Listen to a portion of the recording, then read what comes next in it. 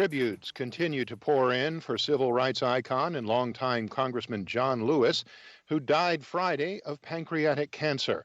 We get more from AP's Julie Walker. Dream Defenders co-founder Philip Agnew only met Lewis once and considers himself lucky. I think anybody that has ever been in his presence feels the full weight of history on his shoulders. Black Lives Matter co-founder Patrisse Cullors says the man who risked his life to end legalized racial segregation is a civil rights icon. He has always been on the right side of history over and over and over again. Brittany Packnett Cunningham, an activist with Ferguson Uprising, says his legacy lives on. I have so much gratitude for the seed that he has cared to plant in so many of us. John Lewis, dead at the age of 80. I'm Julie Walker.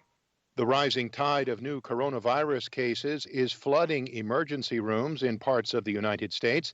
AP's Ben Thomas has more. Health officials say the near constant care COVID-19 patients require is overtaxing hospital staffs who are also trying to treat more typical ER cases like chest pains, infections, and fractures. In Florida, hospitals say they're in desperate need of remdesivir, a medication that's been shown to shorten the average hospitalization time for coronavirus patients. But Governor Ron DeSantis says it's on the way. We are getting 30,000 more vials of remdesivir sent to the state of Florida, actually sent directly to the hospitals from the Gilead distributor, and those will be arriving within the next 48 to 72 hours. Florida reported more than 10,000 new confirmed cases and 90 additional deaths Saturday.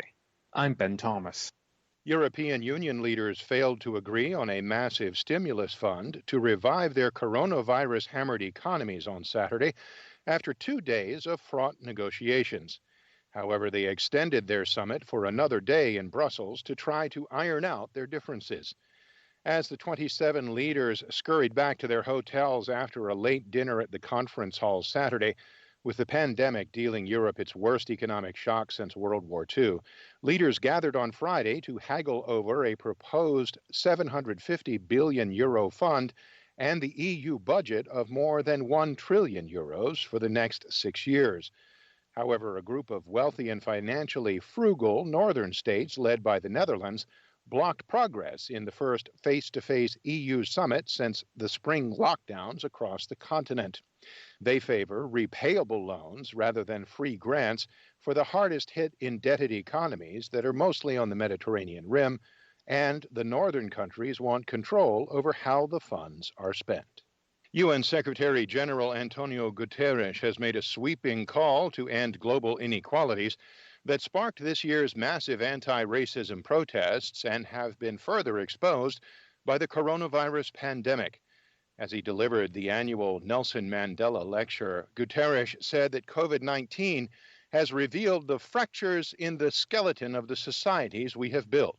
The UN chief called for a new model of global governance with inclusive and equal participation. We need a new global deal to ensure that power, wealth, and opportunities are shared more broadly and fairly at the international level. A new model for global governance must be based on full, inclusive, and equal participation in global institutions. Guterres' address marked what would have been the birthday of former South African president and Nobel Peace Prize winner Nelson Mandela.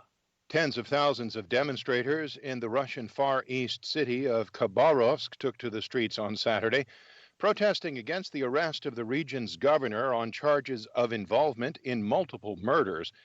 Local media estimated the rally in the city 6,100 kilometers east of Moscow attracted more than 15,000 people.